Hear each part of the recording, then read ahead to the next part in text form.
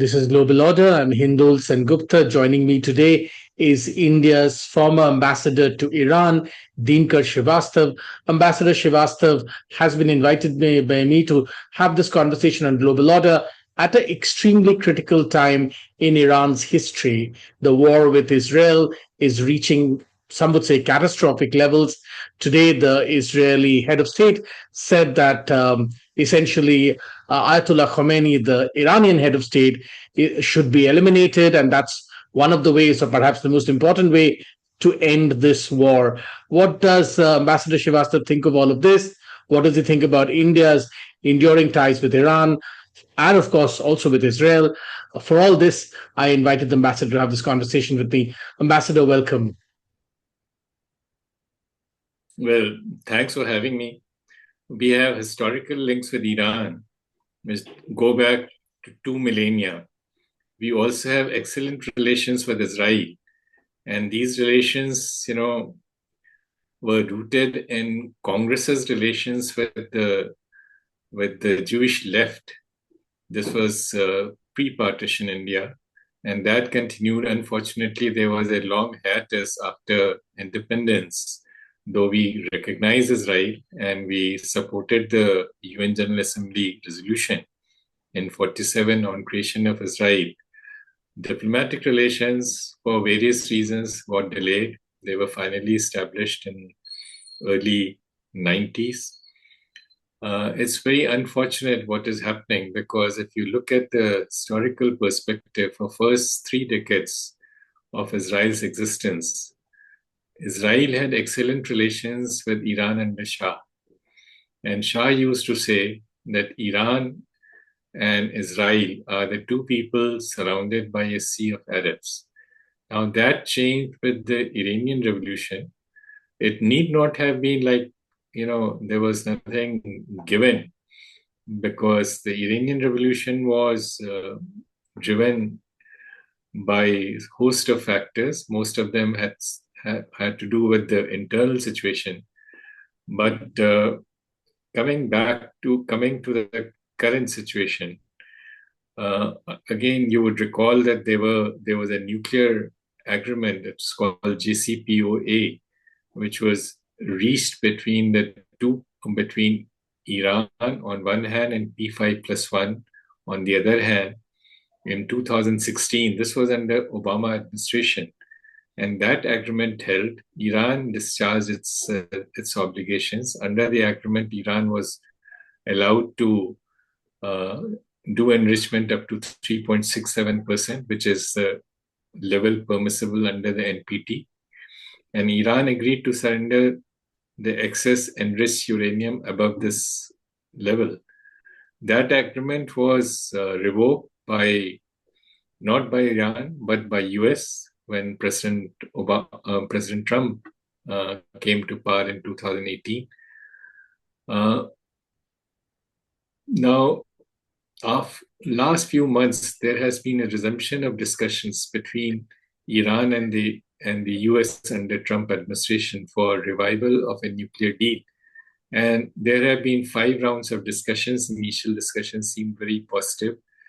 And the 6th round was supposed to take place on Sunday, that is 16th. This is just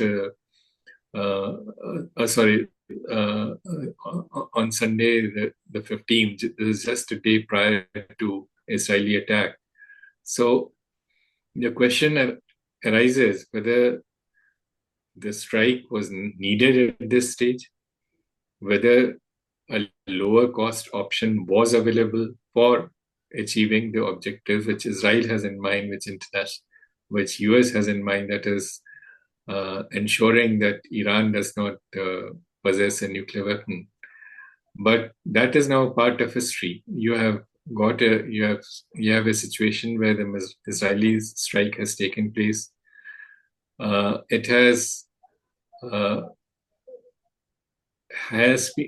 Israel has had some remarkable successes. It's in carrying out a decapitation exercise of senior Iranian military leadership, but they have not been able to eliminate Iran's retaliatory capacity. The strike against the Iranian nuclear targets may have set back the program, but that certainly does not mean that Iran cannot resume it. It's a large country. President Trump's statement, we need to see, because there have been many turns and twists in President Trump's policies. And when he came to power, and as recently as last month, he said he was against a military strike. So what has changed? We need to see. Now, a few questions, Ambassador, which seem extremely pertinent.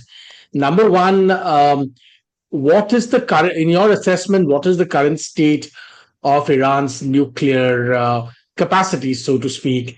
And you just mentioned that, in a sense, unless the war devastatingly goes towards a different direction, perhaps Iran will be able to recoup and regather momentum on its nuclear facilities.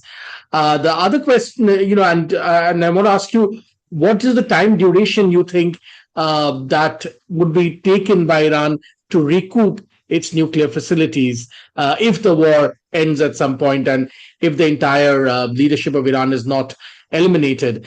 The other thing is, one of the reasons a lot of people were against Barack Obama's deal with Iran, in a sense, is that a lot of people never believed that Iran wasn't actually covertly building nuclear weapons. And this has been debated and deliberated around the world.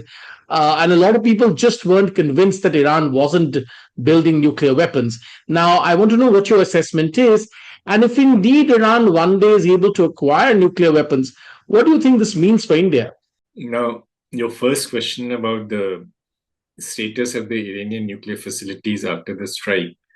This is something which, I'm not competent to assess, but let me just quote Mr. Grossi, who is the DG, Director General of the International Atomic Energy Agency. And this was a statement, I believe, yesterday. And he said that Israeli strike has damaged overground facilities at Natanz. He does not believe that they have been damaged or stopped the work of the centrifuges underground in Natanz itself. And there's the other enrichment facility, which is in Fordo, which is dug very deep inside the mountain, and that remains intact. So it's if that is solely the aim of Israeli strike, I don't think that has been achieved. How long will it take for Iran to recoup that in the midst of war? It's difficult to say that, but it's a very fraught situation, because it's not simply a question of military exchange between the two sides. You have to see how the Islamic world looks at this. There has been a divide between the Persians and the Arabs. Fortunately, or whatever, there has been a deter in relations between Saudi Arabia and Iran, and that has held past 3 years. In fact, Saudi Arabia has strongly condemned the Israeli strike. So there is, as things stand, it's not something which which one may like, but there is now a very clear-cut polarization. It seems to be in terms of voting pattern at the IAEA, in terms of the statements on the military strike, the divide between the West on one hand and most of the Islamic world on the other hand. And I don't think this is something which helps Israel's case. Israel, of course, does not have much of relations with the Islamic world, but America does, and America has very strong stakes. So, at the end of the day, the Americans will have to pick up the bill. whether it's in terms of military supplies, whether in terms of supporting the Israeli economy, or whether in terms of the political damage, which is most of all to the political costs to the US, which have very large economic stakes on the other side of the divide in Arab countries. And this was illustrated by the fact that President Trump, in one of his first visits abroad, and he came to Saudi Arabia, this was recent, and he invited Saudi and Qatar and UAE investments, and he received very large pledges. So I'm not rushing to any judgment. That equation perhaps will endure, but there certainly is a reaction on the street, which the Arab rulers also cannot ignore. Talk to me a little bit about the second part of the question, which is if indeed Iran acquires nuclear capabilities, nuclear weapons capabilities, what does that really mean for not only security in the Middle East and rest of the world, but also what does it mean for India? You know, we should have a problem. We have a problem not with Iran, we have a problem with Pakistan, and we have a problem with China. And that proliferation has already taken place. We don't have any issues with Iran. This is not to endorse, the weapons program, because Iran, unlike India, we went for weaponization, but we had never signed NPT. So we were fully, within the bounds of the commitments voluntarily undertaken. Iran's situation is different, so it must abide by international commitments it has accepted. Other than that, as you know, we have extremely friendly relations with Iran. During my term, we negotiated India's access to Chabahar port. In fact, I did play a role, and I was given 3 months extension post-retirement to complete those negotiations. And the first 10-year agreement for Indian participation in Chabahar port was signed on my beat by Gadkari ji. What I'm saying is that this agreement, which was certainly not something which Pakistanis would have liked, or Pakistanis liked, or the Chinese for that matter, because we were sitting on Pakistan's western flank. But the Iranians went ahead and did it. So it shows that we have excellent relations with that country. And I don't think we come in so far as the Iranian nuclear program is concerned. That is something which we would hope is resolved in terms of the commitments undertaken by Iran voluntarily under NPT, and in terms of negotiations which were taking place between Iran and US. And one of the basic principles of negotiations is that it should not be under the sword. And I hope that that's the status quo ante is quickly restored. Other question to ask, and indeed this is the reason why I asked you the last question, is that there has been speculation that Pakistan has gone overboard in supporting Iran, even though Pakistan and Iran have a history of conflict. Pakistan has gone overboard in supporting Iran in this conflict against Israel. That's no surprise. Pakistan hates Israel but will this cause? Many people have asked the question: once this conflict is over, if the Iranian regime survives, will this cause a different kind of relationship between Pakistan and Iran? And could that land up hurting us in the longer run? Professor, I have a very different take on this. Please, I would love to know. Pakistanis have stabbed Iran in the back. That's right.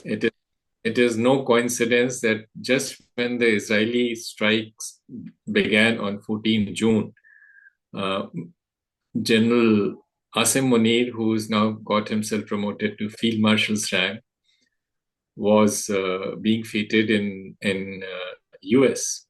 So there has to be some services rendered. General has gone to Washington after losing the battle with India. So what are those services? I was yesterday, Pakistan has announced closure of its borders with Iran, and it has said that only the return of Pakistani students or citizens to Pakistan from Iran will be allowed. I'm not making any comment, but let me just take you back to 1965. It was Iran which provided sanctuary to Pakistan Air Force during 65 war with India. And here, when Iran is fighting with its back to the wall, their good friend to the east has said that no, please, they have basically shut the door. Now, if you all, let's also look at the immediate background. There have been two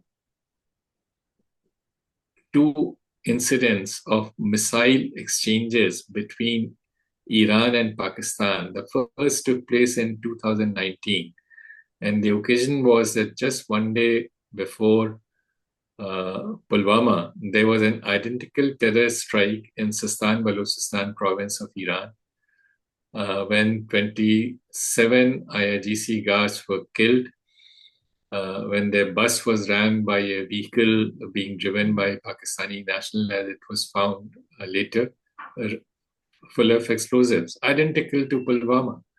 And in retaliation, Iran launched missiles, short-range missiles on Pakistan. This was 2019. Closer now, in 2022, there was again an incident of terror attack on Iranian territory launched from the Pakistani side of the border. And in retaliation, Iran made a missile attack, a retaliation. And this led to firing of missiles by Pakistan on Iran. So the relations between the two countries, given the history of terrorism sponsored by Pakistan across the border against Iran, just as it has done in case of India, it's not a very pretty picture. So that explains to some extent the current situation, where it's symbolic that General Asim Munir accepted the invitation to go to Washington and is being feted just when this war has broken out. But Pakistan is very good at optics. So at the same time, Pakistan has voted against the IAEA resolution and it's making various noises and so on. But as we know, this is Pakistan's standard modus operandi. Whether it is Iran or Saudi Arabia or even United States, it's joined the war against terror after 9/11, received $20 billion from United States, and then proceeded to undermine the dispensation that US was trying to create in Afghanistan, and eventually leading to a humiliating withdrawal of the United States from Afghanistan. So I don't think once this conflict is over, they're going to be very sort of I don't want to comment on their relations, but I'm sure that the Iranians realize what has been done to them. Since we're talking about Pakistan, it's the right time for me to mention that Ambassador Srivastava, of course, having done a lot of interesting work in Pakistan, is also considered a Pakistan expert with two books on the subject. His second book, which is being at the moment talked about, is on the ideology of Pakistan, particularly relevant, of course, after the current conflict that India has had with Pakistan. I want to ask you, Ambassador, how do you see this conflict now evolve? Many people feel that perhaps this is only one stage of this conflict, and in a sense, this conflict could spread. What began in Gaza could well end up in Turkey. I think you are right. There's a very real danger of this conflict spreading. And this was pointed out by King Hussein of Jordan in an address to European Parliament just, I think, earlier this today or yesterday. And he said that the Israeli strike against Iran has inflamed sentiments in the region. And the reaction and the consequences, according to him, would not simply be limited to the region, but may even go beyond the region. So there's a very real risk. Maybe not, it's not something which you can predict. It doesn't work in terms of, AI algorithms. Human mind is different, but there will be some reaction. I began this conversation with you, Ambassador, talking about Netanyahu's latest comment that Khamenei needs to be eliminated and that will not escalate the conflict, it will actually end it. But many people, including people in India, have watched this comment with great wariness because this seems to be extremely inflammatory. And as you know, even within Israel, some people certainly believe that there is an element of Netanyahu himself wanting to continue these conflicts, and they are not only all dedicated only for Israel's survival and protection. There's certainly personal ambition embedded in this. You are right. It's a highly inflammatory statement which will be condemned by most countries. Targeting the political leadership of another country. This is something, it's an extreme step. So I do hope that Sena Council will prevail and this will not come to pass. Let's of talk. Course, any such action is going to have a very strong reaction in Iran. Let's talk a little bit about what comes next for Israel. At the end of the day, it's a small country. It is now fighting literally two wars on two fronts. There is, of course, what's happening in Gaza. Now there's this entire war in Iran. How do you see Israel move from this point? Surely there are limits to how much Israel can continue in this manner, fighting on multiple fronts. There's a short answer, and that is two-state solution. Iran's security, Israel's security has to be kept in mind. It's a very legitimate concern on part of Israel. And, any theory or slogan which questions Israel's existence or questions it tries to go back to the status quo ante before 47. I think this is simply not acceptable. In the subcontinent, we accepted the partition and we have accepted the status quo. And we support two-state solution, which has got increasing support. Even in Europe, EU has supported it. And in fact, President Biden supported it. So under President Obama, US position may have shifted, but you have something like 3/4 or 2/3 of the UN membership supporting the two-state solution. And in this lies the best guarantee for Israel's security. And I'll go a step further. It should not simply be a cold peace between Israel and its Arab neighbors. There should be a normalization of relations. And if that happens, there will be, the sky is the limit, because Israelis are very gifted people and Arab countries offer a large market, and Arabs are historically they are traders. So there's something which both sides can benefit. And there was that ray of hope that everybody was excited about with the Abraham Accords and so on and so forth. I also want to ask you about Iran. Let's come back to Iran. One other factor that a lot of people want to know and have commented on is the Iranian regime that rules Iran, governs Iran, is deeply unpopular. We saw, for instance, only a couple of years ago, what happened in the Mahsa Amini, protest that broke out after that girl was killed. So the Iranian regime is deeply, deeply unpopular. Even from within Iran, there are voices and images coming out, which in fact are thanking Israel for taking out the incumbent regime. Talk to me a little bit about how that dynamic is playing out according to you, and what would the Iranian people be responding to as this regime faces perhaps its greatest crisis? I do not accept the basic premise in underlying this question. I have served in Iran, and the Iranian regime, which is much criticized by a section of the media outside, and of course Israel. The fact remains that that country has made a lot of progress after the 79 revolution in terms of every socioeconomic index. They have made progress, and education and health, women's education.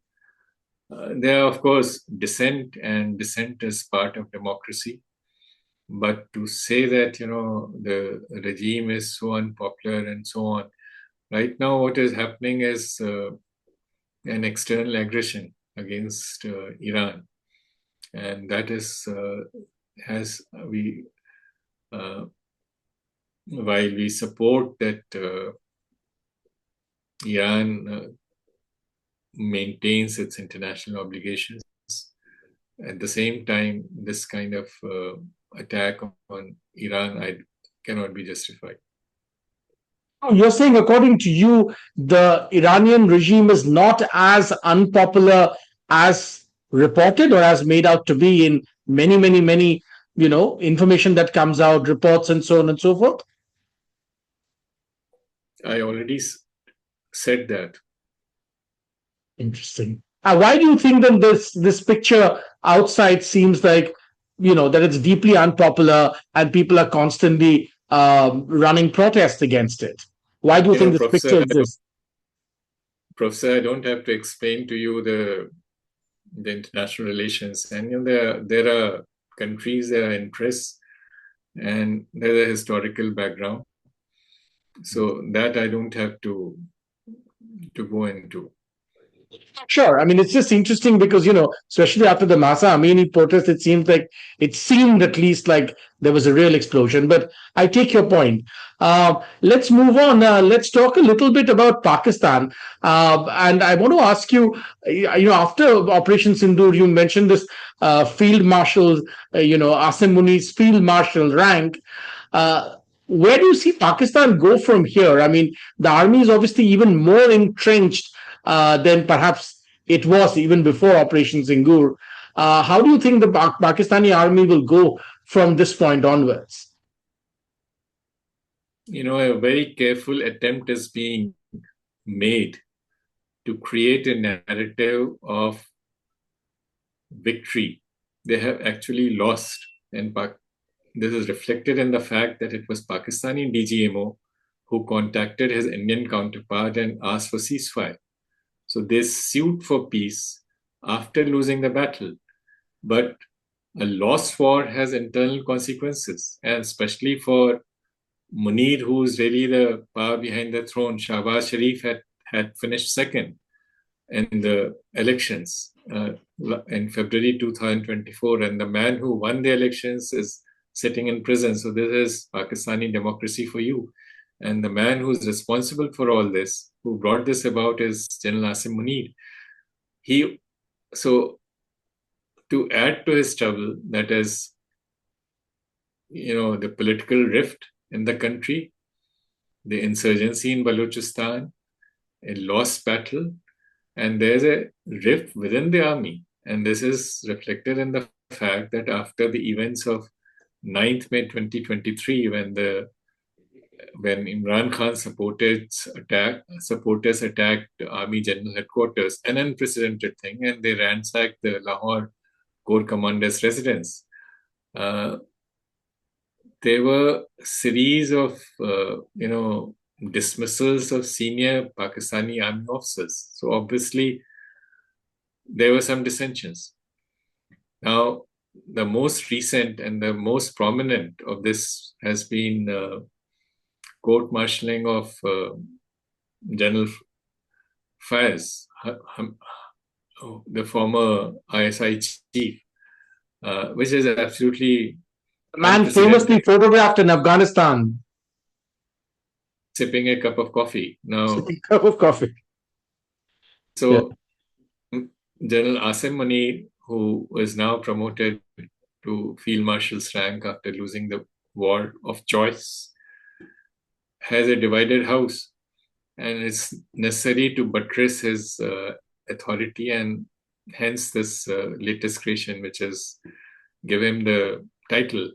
But that does not make the army's position more entrenched.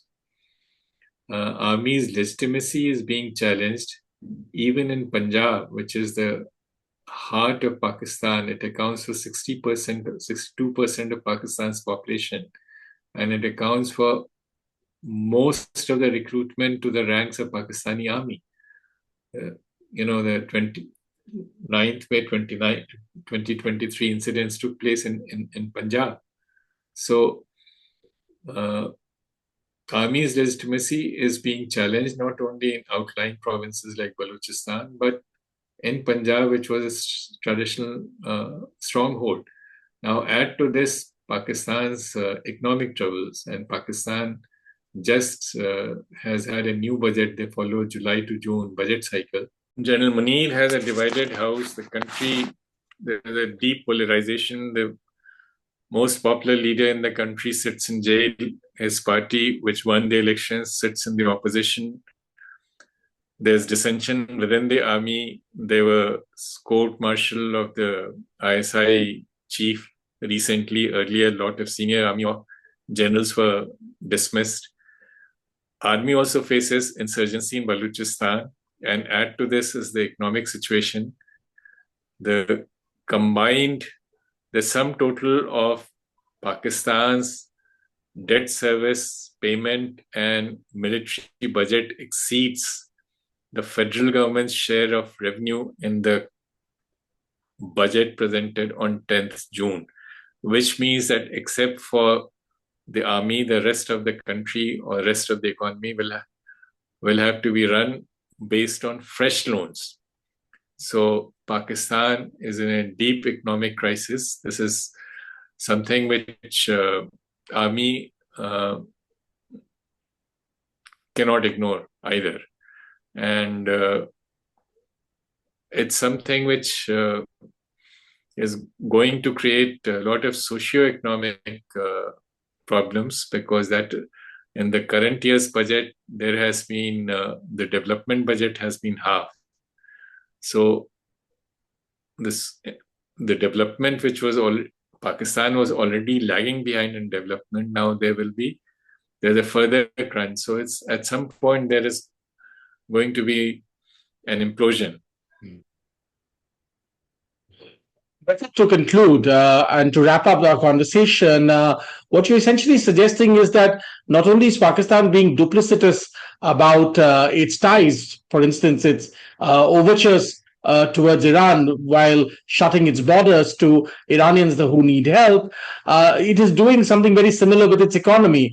It projects a particular kind of power, but of course, as we all know, the insides of the story are very different, and it is really perhaps crumbling from inside. As you pointed out, the problems are not only in Balochistan and Khyber Pakhtunkhwa and Sindh and so on and so forth, but they are also in Punjab.